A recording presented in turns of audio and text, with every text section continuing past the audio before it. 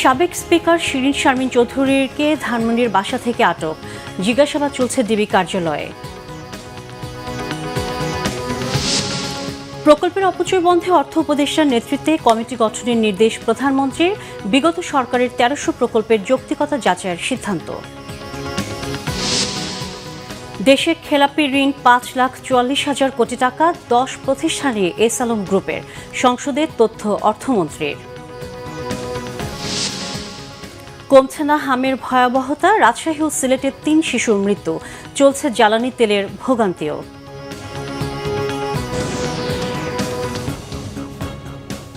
দেখছিলেন crown cement সংবাদ শিরোনাম, এবারে বিস্তারিত। দীর্ঘদিন পলাতক বলে প্রচারিত সাবেক স্পিকার শিরিন শারমিন চৌধুরীকে আটক করেছে ঢাকা মহানগর গোয়েন্দা পুলিশ। চলছে জিজ্ঞাসাবাদ। রাজধানীর ধানমন্ডিতে নিজ বাসা থেকে গতরাতে তাকে আটক করা হয়। ২০১৩ সালের ৩০ এপ্রিল স্পিকার নির্বাচিত করা হয় শিরিন শারমিন চৌধুরীকে। এরপর থেকে টানা তিনি এই দায়িত্বে ছিলেন। ২০২৪ সালের ৭ জানুয়ারি বিএনপিবিহীন নির্বাচনে আওয়ামী লীগ জয়ী হয়ে সরকার গঠনের পর শিরিন শারমিন চৌধুরীকে আবার স্পিকার করে। রংপুর ৬ আসন থেকে নির্বাচিত হয়ে সংসদ সদস্য হন তিনি। তবে ২৪-এর গণ আন্দোলনে শেখ হাসিনা সরকারের পতনের পর থেকে তার দেখা মিলছিল না। এক পর্যায়ে আত্মগোপন থেকে পদত্যাগপত্র পাঠালেও তার খোঁজ মিলছিল না।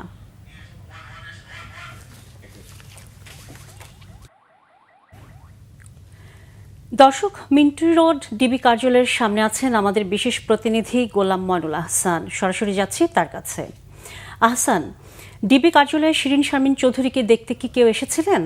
সেখানকার সর্বশেষ কি তথ্য আছে আপনার কাছে? আপনাকে ধন্যবাদ। আপনি এরই মধ্যে জেনেছেন যে সাবেক স্পিকার ডক্টর শিরিন শারমিন চৌধুরী গ্রেপ্তার হয়েছেন। ভোর 4:30টার দিকে নিজ ধানমন্ডি ৮-এর তার নিজ বাসভবন থেকে গ্রেপ্তার হয়েছেন। তবে এরপরে কিন্তু উনি ডিবি কার্যালয়ে আছেন। তবে ডিবি কার্যালয় থেকে কোনো আনুষ্ঠানিকভাবে কোনো ব্রিফ বা কোনো কিছু জানানো হয়নি। তবে ধারণা করা হচ্ছে আজ তাকে নিয়ম অনুযায়ী আজকে ওনাকে আদালতে ওঠানোর কথা। তবে এখন যেটা আমরা যাদের গণমাধ্যম কর্মীরা অপেক্ষা করছি, এখানে কোনো ডিবি কার্যালয় থেকে কোনো কখন বক্তব্য দেওয়া হবে বা কখন ওঠানো হবে সেই বিষয়কে আমাদেরকে জানানো হয়নি। আপনি জানেন ডক্টর শিরিন শারমিন চৌধুরী রংপুর ৬ আসন থেকে কিন্তু উনি নির্বাচিত সংসদ সদস্য এবং ২০১৩ সালে ৩০ এপ্রিল উনি প্রথম স্পিকার নির্বাচিত। এরপর টানাই কিন্তু দায়িত্ব পালন করছিলেন এবং ৫ আগস্টের পরে কিন্তু ওনাকে আর সেভাবে ট্রেস করা হচ্ছিল না। অনেকে ধারণাই করছে উনি দেশে নাই, উনি ভারতে আছেন। তবে শেষ পর্যন্ত কিন্তু উনি দেশ থেকে আটক হলেন এবং সরকার কি ডিবি তার কেন গোয়েন্দা পুলিশ কেন তাকে গ্রেপ্তার করেছে, কোন মামলায় গ্রেপ্তার করা হয়েছে সেই বিষয়ে কিন্তু এখন আনুষ্ঠানিকভাবে কিছু বলা হয়নি। আমরা অপেক্ষা করছি, হয়তো আমরা আজকে বিষয়টি যেহেতু আদালতে ওঠানো হতে পারে তারপর হয়তো পরিষ্কার হতে পারবো। আসলে আমাদের কাছে এবং এই বিষয়ে যে তাকে যে গ্রেপ্তার করা হয়েছে এই বিষয়ে কিন্তু কোনো ফুটেজ বা কোনো তথ্য কিন্তু ছিল না। এক প্রকার অনেকটা গোপনেই অনেকটা নীরবে আসলে অনেক গ্রেপ্তার হয়েছে। তবে আমরা আশা করছি আজকে হয়তো সব বিষয়টি পরিষ্কার হওয়া যাবে। আমাদের কাছে খুব বেশি তথ্য নেই। আমরা এর পরবর্তীতে যদি ডিবি কার্যালয় থেকে কোনো আনুষ্ঠানিক কোনো ব্রিফ করে বা কোনো তথ্য আমাদের কাছে তবেই কিন্তু আমরা শেয়ার করতে পারবো। ধন্যবাদ আপনাকে। দর্শক, মিন্টু রোডের ডিবি কার্যালয় থেকে আমাদের সাথে সংযুক্ত ছিলেন গোলাম ময়নুল আহসান। নতুন সরকারের প্রথম একনেক বৈঠকে গোপালগঞ্জ ডেন্টাল কলেজ ও হাসপাতাল স্থাপনে সংশোধিত প্রকল্প সহ 5টি প্রকল্প অনুমোদন দেওয়া হয়। এতে ব্যয় হবে 483 কোটি টাকা। বৈঠকে প্রকল্প ব্যয়ে জনগণের অর্থ অপচয় বন্ধে অর্থ উপদেষ্টার নেতৃত্বে কমিটি গঠনের নির্দেশ দেওয়া হয়েছে। বিগত সরকারের প্রায় ১৩০০ প্রকল্পের যৌক্তিকতা যাচাই করবে এই কমিটি। বৈঠক শেষে অর্থ পরিকল্পনা মন্ত্রী আমির খসরু মাহমুদ চৌধুরী জানান, নির্বাচনী ইশতেহারের আলোকে শিগগিরই নেওয়া হবে নতুন প্রকল্প। রিপোর্ট সৈয়দ আব্দুল মুহিতের। বিএনপি সরকার গঠনের পর সচিবালয়ে অনুষ্ঠিত হল জাতীয় অর্থনৈতিক পরিষদের নির্বাহী কমিটির প্রথম বৈঠক। সভাপতিত্ব করেন প্রধানমন্ত্রী তারেক রহমান। বৈঠকে 19টি প্রকল্প অনুমোদনের জন্য উত্থাপন হলেও নির্ধারিত সময়ে 7টি প্রকল্প নিয়ে আলোচনা শেষ হয়। বৈঠক শেষে ব্রিফিংয়ে অর্থ ও পরিকল্পনা মন্ত্রী আমির খসরু মাহমুদ চৌধুরী জানান, প্রকল্প নির্বাচনের ক্ষেত্রে সরকার সতর্ক। নির্বাচনী ইশতেহারের সাথে সামঞ্জস্যপূর্ণ কিনা তাও বিবেচনায় নেওয়া হয়েছে। 19টার মধ্যে মাত্র 7টা করতে পেরেছে। এবার বুঝতেই পারেন যে কত বিশ্লেষণে যেতে হচ্ছে। অনেকগুলো প্রকল্প প্রশ্নবিদ্ধ হচ্ছে বিভিন্ন কারণে, মূল্যায়নের কারণে, এটা যৌক্তিকতার কারণে। প্রশ্নবিদ্ধ হচ্ছে। সুতরাং আমাদেরকে খুব কেয়ারফুলি যেতে হচ্ছে, কারণ বাংলাদেশের জনগণের টাকা তো এটা। আমাদের নির্বাচনী ইশতেহার দিয়েছি, নির্বাচনী ইশতেহারের সাথে এটার অ্যালাইনমেন্ট হচ্ছে কিনা, মিলছে কিনা, তার বাইরে যে প্রকল্প, অপ্রয়োজনীয় প্রকল্প আছে, এগুলোও বিবেচনা আনতে হচ্ছে। এজন্য আমরা অনেক সময় নিতে হচ্ছে। যৌক্তিক প্রকল্প নির্ধারণ ও ব্যয় কমাতে প্রধানমন্ত্রী একটি কমিটি করে দেওয়ার তথ্য জানান অর্থমন্ত্রী। গোপালগঞ্জ ডেন্টাল কলেজ অ্যান্ড হাসপাতাল, এই প্রকল্পটা তো শেষই হয়ে গেছে, এটা তো পাশ করা ছাড়া উপায় নাই। তো এটা আমরা বলেছি একটু ইনভেস্টিগেট করে রিপোর্ট দেওয়ার জন্য। আমাদের কাছে মনে হয়েছে এই প্রকল্পটার যৌক্তিকতা আছে কতটুকু, সেটা আমাদের কাছে প্রশ্নবিদ্ধ হয়েছে। প্রকল্পগুলোতে আমাদেরকে এইভাবে অতিরিক্ত ব্যয় করতে না হয় এবং মূল্য, প্রকল্প যে কোয়ালিটি, এগুলো নিয়ে যাতে প্রশ্নবিদ্ধ না হয়। মাননীয় অ্যাডভাইজার অর্থ মন্ত্রণালয়, ওনাকে দিয়ে একটা কমিটি করা হয়েছে। আমরা সব প্রকল্প আমরা ইভ্যালুয়েশন করছি, এর মধ্যে কতগুলো বাদ যাবে, কতগুলো এক্সটেনশন করা যাবে, কতগুলো আগামী দিনে আমরা নতুনভাবে গ্রহণ করব। এদিকে বার্ষিক উন্নয়ন কর্মসূচি বাস্তবায়নে বেহাল অবস্থার কথা জানিয়েছেন প্রধানমন্ত্রীর অর্থ পরিকল্পনা উপদেষ্টা রাশেদ আল তিতুমির। 1300-র অধিক প্রকল্পগুলো পর্যালোচনা করবে। সৈয়দ আব্দুল মুহিত, বাংলা ভিশন, ঢাকা। অর্থমন্ত্রী আমির খসরু মাহমুদ চৌধুরী জানিয়েছেন, 31 ডিসেম্বর 2025 পর্যন্ত স্থিতিভিত্তিক ব্যাংকিং খাতে মোট খেলাপি ঋণের পরিমাণ 5,44,831 কোটি 88 লাখ টাকা। তাছাড়া সংসদে তিনি শীর্ষ 20 ঋণ খেলাপি প্রতিষ্ঠানের তালিকা উপস্থাপন করেন। এদিকে সংসদের নবম বৈঠকে 11টি বিল উত্থাপন করা হয়েছে, যার মধ্যে 7টি পাশ করা হয়। আহমেদ সারোয়ারের রিপোর্ট। মাননীয় স্পিকার, জাতীয় সংসদের প্রথম অধিবেশনের নবম দিনের বৈঠকে বিরোধী দলের সংসদ সদস্য হাসনাত আব্দুল্লাহ লিখিত প্রশ্নে দেশে খেলাপি ঋণের প্রকৃত চিত্র ও খেলাপিদের তথ্য জানতে চান। টেবিলে উত্থাপিত উত্তরে অর্থমন্ত্রী আমির খসরু মাহমুদ চৌধুরী জানান, 2025 সালের 31 ডিসেম্বর পর্যন্ত ব্যাংক খাতের খেলাপি ঋণের পরিমাণ দাঁড়িয়েছে 5,44,831 কোটি 88 লক্ষ টাকা। অর্থমন্ত্রীর দেয়া তথ্যে শীর্ষ 20 ঋণ খেলাপি তালিকায় রয়েছে এসালম গ্রুপেরই 10টি প্রতিষ্ঠান। এছাড়া বেক্সিমকোর 2টি প্রতিষ্ঠান আছে এ তালিকায়। থাকতে বাধ্য হয়। এদিকে চলতি 2025-26 অর্থ বছরের বাজেটে প্রথম প্রান্তিকের বাজেট বাস্তবায়ন অগ্রগতির প্রতিবেদন উপস্থাপন করেন অর্থমন্ত্রী। প্রতিবেদনটি পঠিত বলে গণ্য করার জন্য আপনাকে বিনীতভাবে অনুরোধ করছি। ভূমি ব্যবহার নিয়ন্ত্রণ ও কৃষি ভূমি সুরক্ষা বিলটি উত্থাপন করেন কৃষিমন্ত্রী মিজানুর রহমান মিনু। অধিকতর যাচাই বাছাইয়ে বিলটি সংসদের বিশেষ কমিটিতে পাঠান ডেপুটি স্পিকার কায়সার কামাল। নিয়ন্ত্রণ ও কৃষি ভূমি সুরক্ষা। এদিকে সময় স্বল্পতার কারণে 133টি অধ্যাদেশ বিল আকারে পাশ করানোর জন্য সংসদের অধিবেশন 2 বেলা করে চালানো হবে বলে জানান চিফ হুইপ। 133টি অধ্যাদেশ আইনে রূপান্তর করার জন্য কম্পালশন আছে আমাদের সংবিধানের আর্টিকেল 93(2) অনুযায়ী, এবং আর্টিকেল 93(2) অনুযায়ী যদি আমরা না করি তাহলে এই অধ্যাদেশগুলো ল্যাপস হয়ে যাবে, এবং অধ্যাদেশগুলো ল্যাপস হয়ে গেলে আমরা অনেক বিড়ম্বনায় পড়ব। যে আমাদের এই বিলগুলো আগামী 9 তারিখের মধ্যে সকল বিল পাস করতে হবে। আমরা সিদ্ধান্ত নিয়েছি আগামীকালকে সকাল 10:30 থেকে আমাদের সংসদ শুরু হবে, আমাদের ফার্স্ট সেশন, এবং আমরা দ্বিতীয় সেশন করব বিকাল 3:30টায়। প্রয়োজন যদি হয় তাহলে আমরা দেখব, এবং আগামী বৃহস্পতিবারের বেসরকারি সদস্যদের যে দিন আছে সেটাকে আমরা কন্ডন করেছি, এই জন্য সেটাও সরকারি দিবস হবে। বেসরকারি সদস্যদের সেই দিন থাকবে না। এবং আমরা আরও সিদ্ধান্ত নিয়েছি যদি শুক্রবার প্রয়োজন হয় তাহলে শুক্রবার দিন বিকাল 3টা বা 3:30 থেকে শুরু করে আমরা কন্টিনিউ করব এই বিল শেষ না হওয়া পর্যন্ত।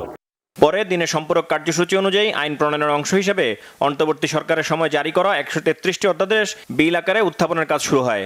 উত্থাপিত বিলগুলোর মধ্যে রয়েছে গণপ্রতিনিধিত্ব সংশোধনী বিল, নির্বাচন কমিশন সচিবালয় সংশোধন বিল, ভোটার তালিকা সংশোধন বিল সহ 7টি বিল। অ্যামেন্ডমেন্ট বিল 2026 পাস হল। এছাড়া জাতীয় মানবাধিকার কমিশন রহিতকরণ বিল, সুপ্রিম কোর্ট বিচারক নিয়োগ রহিতকরণ বিল এবং সুপ্রিম কোর্ট সচিবালয় রহিতকরণ বিল 2026 উপস্থাপন করা হয়েছে, যা নিয়ে পরে আলোচনা করা হবে। পরে রাষ্ট্রপতির ভাষণের উপর আনীত ধন্যবাদ প্রস্তাবের উপর আলোচনা শেষে সংসদের অধিবেশন মঙ্গলবার সকাল 10:30 পর্যন্ত মুলতবি করেন deputy speaker. Ahmed Sarwar, Bangla vision, Dhaka. দেশে হামের ভয়াবহতা বাড়ছে। 24 ঘন্টায় রাজশাহী ও সিলেটে 3 শিশুর মৃত্যু হয়েছে। এর মধ্যে রাজশাহী মেডিকেলের আইসোলেশন ওয়ার্ডে হামের উপসর্গ নিয়ে 2 আর সিলেট MAG ওসমানী মেডিকেলের ICUতে মৃত্যু হয়েছে আরেক শিশুর। এদিকে স্বাস্থ্য অধিদপ্তরের এক বিজ্ঞপ্তিতে জানানো হয়েছে হামের উপসর্গ নিয়ে সারা দেশে মৃত্যু হয়েছে 5 শিশুর। প্রতিনিধিদের পাঠানো তথ্য ছবিতে সিরাজুম মুনির শুভর ডেস্ক রিপোর্ট। রাজশাহীতে হামের উপসর্গ নিয়ে সোমবার মৃত্যু হয়েছে 2 শিশুর। রাজশাহী মেডিকেলের আইসোলেশন ওয়ার্ডে চিকিৎসাধীন ছিল শিশু দুটি। এছাড়াও উপসর্গ নিয়ে নতুন করে ভর্তি হয়েছে 20 শিশু। এ নিয়ে হাসপাতালটিতে মোট ভর্তি আছে 138 জন। মোট মৃত্যু হয়েছে 42 শিশুর। হামের প্রাদুর্ভাব ঠেকাতে বিভাগের 10 উপজেলার 402টি কেন্দ্রে হাম রুবেলার টিকাদান কার্যক্রম চলছে। হামের প্রকোপ বেড়েছে সিলেটেও। এই প্রথম আক্রান্ত এক শিশুর মৃত্যু হয়েছে। সোমবার দুপুরে সিলেট এমএজি ওসমানী মেডিকেলে হামের উপসর্গ নিয়ে চিকিৎসাধীন অবস্থায় মারা যায় শিশুটি। এর বাইরেও জেলার সব হাসপাতালে বাড়ছে রোগীর চাপ। পরিস্থিতি সামাল দিতে একসাথে কাজ করছে শহীদ শামসুদ্দিন আহমদ হাসপাতাল ও Sylhet MAG Osmani medical college হাসপাতাল। যে হামের প্রকোপটা দেখা দিয়েছে সেইটা মোকাবেলা করার চেষ্টা করছি। শহীদ শামসুদ্দিনে জেনারেল ম্যানেজমেন্টটা হচ্ছে, আর আমাদের ওসমানীতে একটা 5 শয্যা বিশিষ্ট আইসিইউ আমরা অতি তড়িৎ গতিতেই চলমান করতে পেরেছি। হামের উপসর্গ নিয়ে আরও 17 শিশু হাসপাতালে ভর্তি হয়েছে চট্টগ্রামে। জেলা সিভিল সার্জন কার্যালয় জানিয়েছে নতুন 17 জন সহ হামের উপসর্গ নিয়ে ভর্তি রোগীর মোট সংখ্যা দাঁড়িয়েছে 95 জনে। এখন পর্যন্ত চট্টগ্রামে হাম শনাক্ত হয়েছে 14 জনের, 8 জনই নগরীর বাসিন্দা। চট্টগ্রামে হামের উপসর্গ নিয়ে এখন পর্যন্ত 3 শিশুর মৃত্যু হয়েছে। ময়মনসিংহ মেডিকেলে গত 24 ঘন্টায় হামের লক্ষণ নিয়ে আরও 24 শিশু ভর্তি হয়েছে। এ নিয়ে বর্তমানে 72 শিশু চিকিৎসাধীন। হাসপাতাল কর্তৃপক্ষ জানিয়েছে গত 17 মার্চ থেকে আজ সকাল পর্যন্ত হামের লক্ষণ নিয়ে মোট 248 শিশু ভর্তি হয়েছে। এর মধ্যে হাসপাতাল থেকে ছাড়া পেয়েছে 170 শিশু। এ পর্যন্ত 6 শিশুর মৃত্যু হয়েছে। চাঁপাইনবাবগঞ্জেও হামের প্রকোপ বাড়ছে। গত 24 ঘন্টায় 250 শয্যার জেলা হাসপাতালে ভর্তি হয়েছেন 32 জন। এ সময় সুস্থ হয়ে ছাড়পত্র পেয়েছেন 27 জন, আর এক রোগীকে উন্নত চিকিৎসার জন্য ঢাকায় আনা হয়েছে। বর্তমানে হাসপাতালে মোট ভর্তি রয়েছেন 64 রোগী। জেলায় হামে আক্রান্ত হয়ে মৃতের সংখ্যা 7 জন। সিরাজুম মুনির শুভ, বাংলা ভিশন, নিউজ ডেস্ক। দেশে 12 লাখ শিশুকে টিকা দেওয়া হবে বলে জানিয়েছেন স্বাস্থ্য ও পরিবার কল্যাণমন্ত্রী সরদার সাখাওয়াত হোসেন। বর্তমান হামের প্রাদুর্ভাব বৃদ্ধি ও টিকার সংকট নিয়ে জাতীয় সংসদে আগের সরকারগুলোর কড়া সমালোচনা করেন তিনি। 5 বছরের কম বয়সী অর্থাৎ 59 মাস, 1 মাস কম 5 বছর সকল শিশুকে ক্রাশ প্রোগ্রাম হামের টিকা প্রদান করা হচ্ছে। প্রথম ধাপে 12 লক্ষ শিশুকে টিকার আওতায় আনার লক্ষ্য নির্ধারণ করা হয়েছে। মাননীয় স্পিকার, আমি অত্যন্ত আনন্দের সাথে বলতে চাই আমাদের জন্য এটা একেবারে ফার্স্ট স্টার্ট।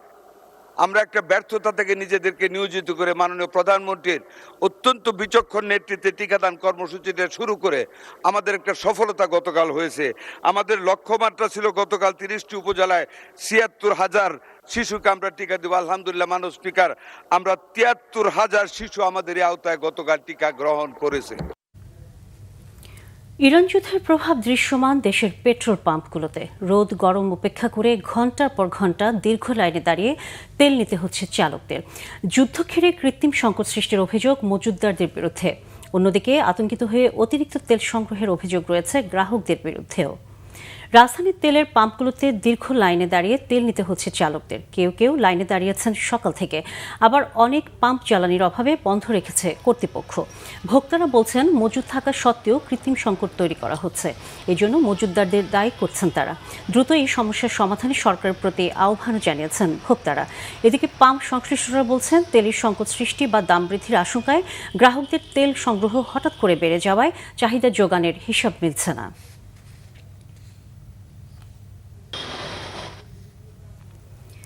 সংসদে সংখ্যাগরিষ্ঠের রহমিকায় বিএনপি ফ্যাসিবাদী আচরণ করছে বলে অভিযোগ করেছেন জামায়াতে ইসলামীর আমির ডাক্তার শফিকুর রহমান। জাতীয় প্রেসক্লাবে জাগবার প্রতিষ্ঠা বার্ষিকীর আলোচনায় তিনি এমন মন্তব্য করেন।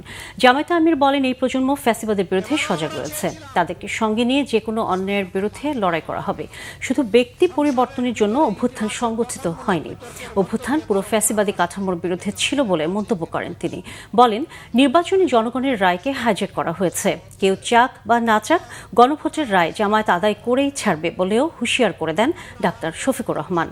সরকার বলছে জ্বালানি সংকট নেই, কিন্তু তিনি নিজের গাড়ির জন্যই প্রয়োজন মাফিক তেল পান না বলে অভিযোগ করেন জামায়াত আমির। জাতির সাথে যেটা করা হচ্ছে, গুম প্রতিরোধ বিচার বিভাগের স্বাধীনতা সহ গুরুত্বপূর্ণ কয়েকটি অধ্যাদেশ বাতিলের নামে আমলাতান্ত্রিক জটিলতায় বিভিন্ন সেক্টরকে সরকার হুমকিতে ফেলেছে বলে অভিমত রাজনীতিবিদ ও মানবাধিকার কর্মীদের। সরকারই কি দেশকে অস্থিতিশীল করতে চায়? এই প্রশ্ন তুলে তারা বলেন, কেবল বিরোধী দলে থাকলেই বিএনপি সংস্কার চায়, আর সরকারে গেলে করে টালবাহানা। রিপোর্ট ওমর ফারুকের। গুম প্রতিরোধ ও প্রতিকার অধ্যাদেশ স্থগিত, বিচার বিভাগের স্বাধীনতা সংক্রান্ত অধ্যাদেশ বাতিল ইস্যুতে ভয়েস ফর রিফর্মের উদ্যোগে এ সেমিনার। যোগ দেন রাজনীতিবিদ, মানবাধিকার কর্মী সহ বিশিষ্টজনেরা। সরকারি বিচার বিভাগ সহ বিভিন্ন সেক্টরকে হুমকি ও ঝুঁকিতে ফেলছে বলে অভিযোগ বক্তাদের। গুমের শিকার বা ভুক্তভোগীদের কারো কারো গুম অধ্যাদেশ ইস্যুতে এখনকার ভূমিকা নিয়েও প্রশ্ন উঠে আসে সেমিনারে। ইউনূস সরকার বা আপনার এই ইন্টারিম গভর্নমেন্টের কাছে বিএনপি যেটা চেয়েছিল যে এরা আসছে একটা ইলেকশন দিয়ে তারা চলে যায়। এখন যদি এই সংস্কারগুলো গৃহীত না হয়, সংস্কারগুলো তাদের সুবিধাগুলো তারা করবেন যেগুলো তাদেরকে মনে করবে তাদের ক্ষমতাকে ব্যালেন্স করবে, সেটা তারা করবেন না, তাহলে আলটিমেটলি জুলাই অভ্যুত্থানের মাধ্যমে আমরা একটা নির্বাচনী পেয়েছি, এর বেশি কিছু পাওয়ার আমাদের নাই। বিএনপির 31 দফার মধ্যে আছে কি সংস্কার পরিষদ গঠন করা হবে। গতকাল বলা হইতেছে যে সংবিধান সংশোধন হয়, সংবিধান রহিত হয়, বাতিল হয়, কিন্তু সংবিধান সংস্কার হয় না। সংবিধান তখনই সংস্কার হয় যখন বিরোধী দলে থাকা যায়, অথবা যখন রাস্তার মধ্যে নামা যায় না, যখন বিদেশে পালাই থাকতে হয়, তখন অবশ্য সংবিধান সংস্কার করা যায়।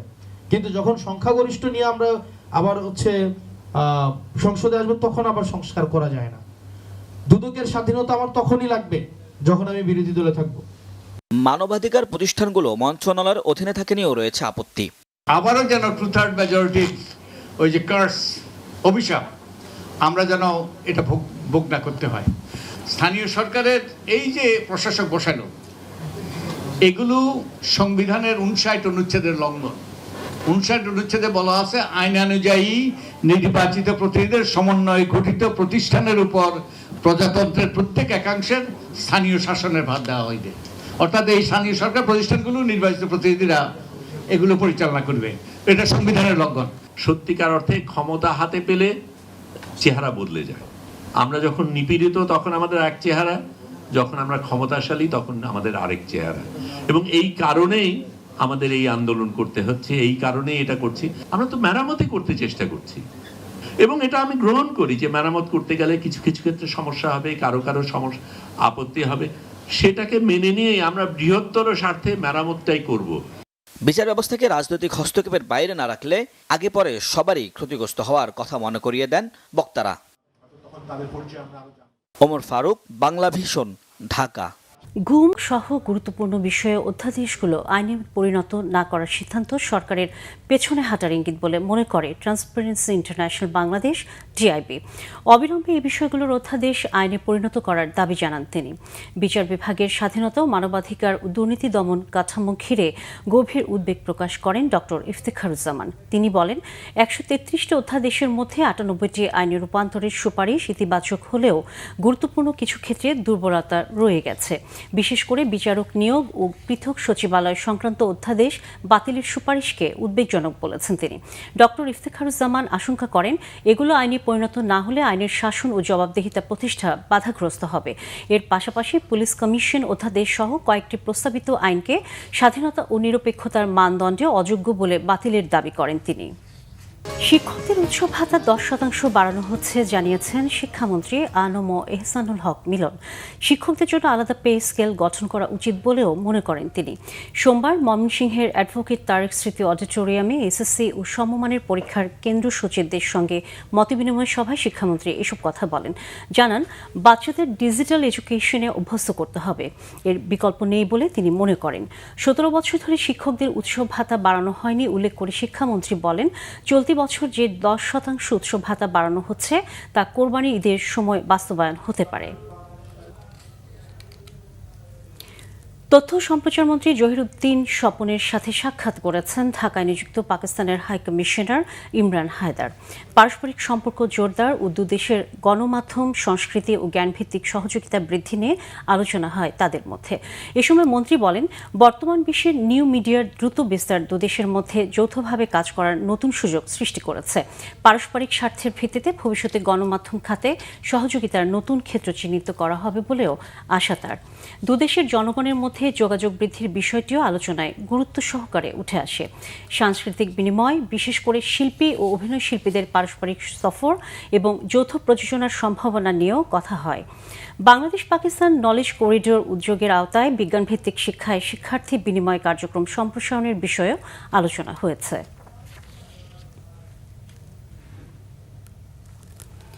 রপ্তানি উন্নয়ন তহবিলের পরিমাণ দ্বিগুণ করে $5 বিলিয়ন উন্নীত করতে বাংলাদেশ ব্যাংকের গভর্নরের কাছে দাবি জানিয়েছে এফবিসিসিআই। বৈদেশিক মুদ্রার বিনিময় হার স্থিতিশীল রাখা এবং জ্বালানি সরবরাহের প্রয়োজনীয় ডলার সরবরাহ নিশ্চিতের সুপারিশ করেছেন সংগঠনটির প্রতিনিধিরা। দেশের বিরাজমান অর্থনীতি এবং ব্যাংকিং বিষয়ে গভর্নর মোস্তাকুর রহমানের কাছে এফবিসিসিআই এর নেতৃত্বে বিজিএমইএ, বিকেএমইএ ও বিটিএমএ সহ বিভিন্ন অ্যাসোসিয়েশন ও চেম্বারের নেতারা এ দাবি জানান। এফবিসিসিআই মহাসচিব মোহাম্মদ আলমগীর জানিয়েছেন, বৈঠকে ব্যাংকিং খাতে শৃঙ্খলা ফেরানো, ঋণের সুদহার কমানোর বিষয়ে আলোচনা হয়েছে। নগদ সহায়তার নিয়মিত প্রদানের বিষয়ে আলোচনা হয় বলে জানান বিকেএমইএ সভাপতি মোহাম্মদ হাতেম। বৈঠকে গভর্নর আশ্বস্ত করেন, দেশের সরবরাহ ভালো থাকায় ডলারের বিনিময় হার বৃদ্ধির শঙ্কা নেই। বৈঠকে গভর্নর কিছু বিষয়ে তাৎক্ষণিক সিদ্ধান্ত দেন বলে জানান এফবিসিসিআই মহাসচিব মোহাম্মদ আলমগীর। সাংবাদিক দম্পতি সাগর সরোয়ার ও মেহরুন রুনি হত্যার তদন্তে আন্তরিকতার অভাব রয়েছে বলে মন্তব্য করেছেন সাংবাদিক নেতারা। সোমবার দুপুরে ঢাকা রিপোর্টার্স ইউনিটের আয়োজনে সাগর রুনি হত্যার বিচারের দাবিতে এক সমাবেশে এই মন্তব্য করেন তারা। সমাবেশে বক্তারা অভিযোগ করে বলেন, বিগত সরকারগুলো এই হত্যাকাণ্ডের সঠিক তদন্ত করতে চায়নি। আদালতে অভিযোগপত্র জমা দেওয়ার তারিখ বারবার পেছানোর ঘটনায় তদন্ত সংস্থাগুলোকে আইনের মুখোমুখি করার দাবি জানান তারা। নতুন সরকার এই হত্যার সঠিক বিচার করবে এমন আশাবাদ ব্যক্ত করেন সাংবাদিক নেতারা। আগামী বৃহস্পতিবার স্বরাষ্ট্র মন্ত্রণালয়ের বরাবর স্মারকলিপি জমা দেওয়ার কথাও জানানো হয়। 2012 সালে 11 ফেব্রুয়ারি রাজধানীর রাজার বাজারে নিজ বাসায় নৃশংসভাবে খুন হন সাংবাদিক দম্পতি সাগর সরোয়ার ও মেহরুন রুনি। দীর্ঘ সময়ের পরে প্রধানমন্ত্রীর হাতে চ্যাম্পিয়ন ট্রফি তুলে দিতে চান সাফ অনূর্ধ্ব 20 শিরোপাজয়ী বাংলাদেশ দল। বিশ্ব ক্রীড়া দিবসে সাফ জয়ীদের সরকারের পক্ষ থেকে সংবর্ধনা দেওয়া হয়েছে। সেখানে নিজেদের ইচ্ছার কথা জানান যুব দলের অধিনায়ক মিঠু চৌধুরী। তাদের দাবি পূরণের আশ্বাস দিয়েছেন যুব ও ক্রীড়া প্রতিমন্ত্রী আমিনুল হক। মনির হোসেন খানের রিপোর্ট। 6 এপ্রিল আন্তর্জাতিক ক্রীড়া দিবস। সকালে ক্রীড়াঙ্গনের সাথে সম্পৃক্ত সভায় অংশ নিয়েছেন র্যালিতে, যার নেতৃত্বে ছিলেন যুব ও ক্রীড়া প্রতিমন্ত্রী আমিনুল হক। সেখান থেকে সবাই হাজির হয়েছেন জাতীয় ক্রীড়া পরিষদে।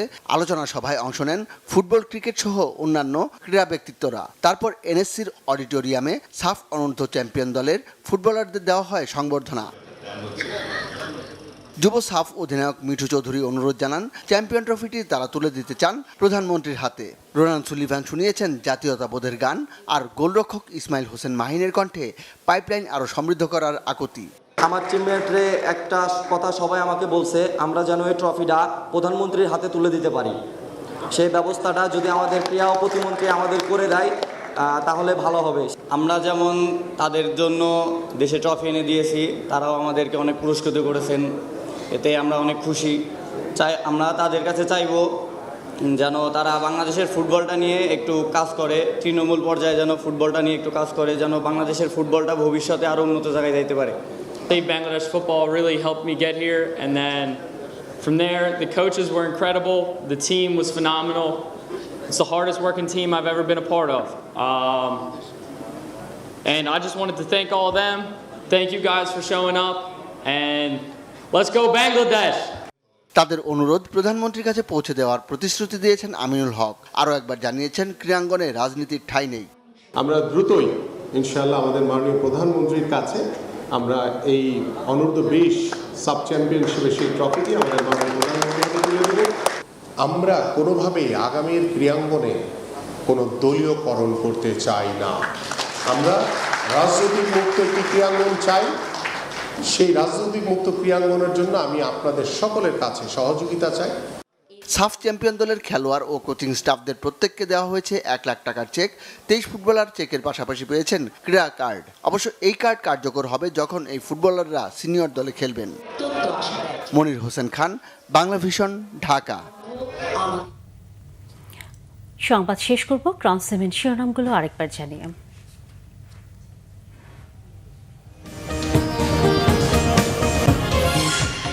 সাবেক স্পিকার শিরিন শারমিন চৌধুরী ধানমন্ডির বাসা থেকে আটক, জিজ্ঞাসাবাদ চলছে ডিবি কার্যালয়ে। প্রকল্পের অপচয় বন্ধে অর্থ উপদেষ্টার নেতৃত্বে কমিটি গঠনের নির্দেশ প্রধানমন্ত্রীর, বিগত সরকারের 1300 প্রকল্পের যৌক্তিকতা যাচাইয়ের সিদ্ধান্ত। দেশে খেলাপি ঋণ 5,44,000 কোটি টাকা, শীর্ষ 10 প্রতিষ্ঠানে এস আলম গ্রুপের, সংসদে তথ্য অর্থমন্ত্রীর। কমছে না হামের ভয়াবহতা, রাজশাহী ও সিলেটে 3 শিশুর মৃত্যু, চলছে জ্বালানি তেলের ভোগান্তিও।